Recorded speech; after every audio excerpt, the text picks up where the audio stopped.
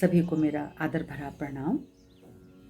मुझसे एक बहन ने प्रश्न किया है और निश्चित ही वह ज्ञानी है और हो सकता है कि वह जानना चाहती हूँ या वो ये जानना चाहती हूँ कि मुझे इसके बारे में कुछ पता है या नहीं। यानी अंतर में यदि कोई बात उठती है तो उसी से इंसान पूछता है कि शायद इनके पास जवाब हो। तो मैं इसे परीक्षा तो नहीं कहूँगी। मुझे लगता है कि उनके भीतर किसी ने तो बताया रहा होगा और जिसको वो मुझसे शेयर कर रही होंगी अपने डाउट्स को।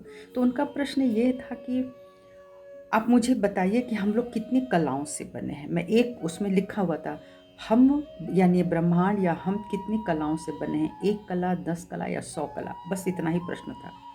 अब आप सोचो कि इसका तुरंत जवाब क्या मैं दूँ? पहले तो आज मैं उनको बताना चाहूँगी क्योंकि जब तक हृदय से आवाज़ आती नहीं, बातें बनती नहीं हैं।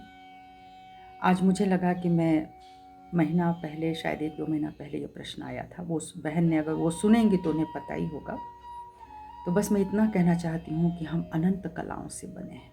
यह ब्रह्मांड अनंत कलाओं से बना है, परम्यूटेशन एंड कॉम्बिनेशन, है ना। 1 + 1 + 1 + 1, फिर 1 + 2, 2 + 3, 3 + 5, 7। ये तो सब एक दूसरे से जैसे मुड़ते टूटते जाएंगे, एक एक चीज़ मैनिफेस्ट होती जाएगी, एक एक चीज़ बनती चली जाएगी।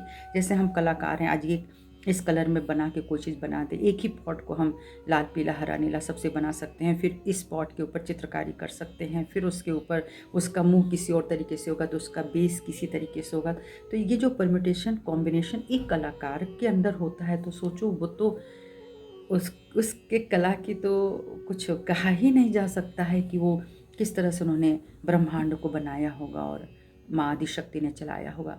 तो मुझे ऐसा लगता है कि जो हमारी 16 कलाएं हैं, माने जो चंद्रमा पक्ष की 16 कला जो होती है, वो 15 दिन के बाद की जो 16वीं कला पूर्ण हो जाती है, उसी तरह से हम सभी का निर्माण हुआ है और भगवान श्री कृष्ण ने ही उनको मैनिफेस्ट किया। यानी भगवान विष्णु जो विष्णु पथ पे है, जिन्होंने संसार को पालना पोसना किया, तो उनके ही हिसाब से ये जिसको हम कहते हैं इवोल्यूशन आता है। विष्णु पद से ही इवोल्यूशन आता है, महालक्ष्मी पद से इवोल्यूशन आता है। हर नन्हे से नन्हा जीव धीरे धीरे धीरे धीरे अपनी क्रियाओं से, अपने कर्मों से, अपनी इच्छा से आगे आता चला जाता है।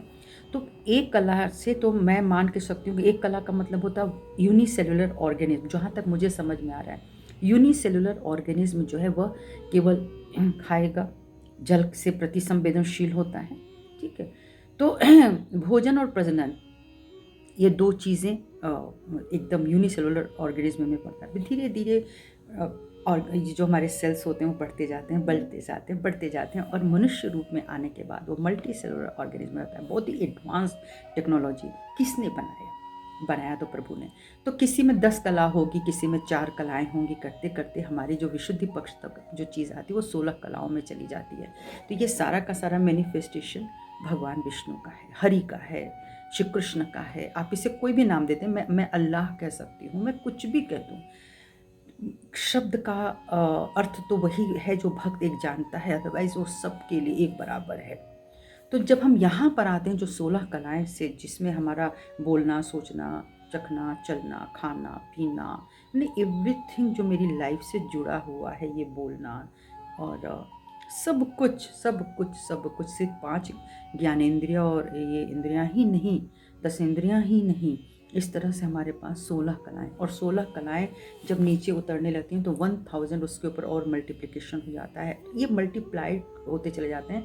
तो कहा जाता है कि 16,000 नसें नाड़ियाँ हमारे भीतर में नीचे उतरती चली जाती हैं। मस्तिष्क पिरामिड है, रेज आई, चंद्र नाड़ी, सूर्य नाड़ी और बीच में महालक्ष्मी पथ बनता है। उससे जो हमारी एनर्जी अंदर आती है, तो वह 16,000 जिसको हम बोलते हैं कि नसें नाड़ियाँ हमारे भीतर उतर गई, ठीक है। सभी सहयोगियों को पता है या बड़े बड़े ज्ञानियों को पता है कि यहाँ पे हमारे 1000 पंखुड़ियाँ होती हैं जो बंद होती हैं, और जब वो आत्म साक्षात्कार मिलता है तो वो ओपन हो जाती हैं। तो जो हमारे भीतर जितनी ही नसें नाड़ियाँ एक्टिव होती हैं, सुंदर होती हैं, उसका मैनिफेस्टेशन उस व्यक्ति के भीतर उतना ही सुंदर होता है। किसी में कला पक्ष बहुत ज़्यादा है, किसी में सपोज राइटिंग है तो किसी में कुछ है, किसी में एक्टिंग है, किसी में और इंटेलिजेंस है, किसी में कुछ है, किसी में वर्ड जिसको कहते हैं कि शक्ति होती है तो वो मजदूरी भी कर सकता है। हर कोई मजदूरी भी नहीं कर सकता है। मज़दूर बनने के लिए भी कितनी कलाओं की आवश्यकता होती है। कभी-कभी मैं चुपचाप किसी अगर बढ़ई को देखती हूँ तो मैं देखती रह जाती हूँ कि ये कितनी कला इनके भीतर है। जिन बड़े-बड़े महलों और घरों में, बंगलों में हम लोग रहते हैं, उसको बनाने वाले जो खूबसूरती के साथ बनाते हैं, ये जो आर्किटेक्ट होते हैं, ये पहले कौन-सी इतनी पढ़ाई होती थी, लेकिन इसके बावजूद लोगों में कलाएँ तो शुरू से मौजूद थी। आज हम थोड़ा-सा उसको और टेक्निकली एडवांस कर सकते हैं, लेकिन जो बड़ी-बड़ी चीज़ें आज तक बन कर के धरती पर खड़ी हैं, उनको बनाने वाले लोग कौन हैं? वो कलाएँ हैं। तो कलाएँ अनंत हैं, वो केवल 100 कला ही नहीं है। जिसकी नॉलेज होगी 1, 10 और 100 की, वो वहीं तक रुका होगा। हम तो कहते हैं 16,000, इसके अलावा भी मैं बोलती हूँ अनंत कलाओं से बने हुए हम लोग हैं। तो ये ब्रह्मांड अनंत कलाओं से बना। उसके बाद यथा पिंड तथा ब्रह्मांडे वाली स्थिति आई है कि जो कुछ भी ब्रह्मांड में हुआ एक मनुष्य में स्थापित किया गया। जितने भी लोग, जितने भी भुवन ऊपर में बने हुए, पहले उसको बनाया गया।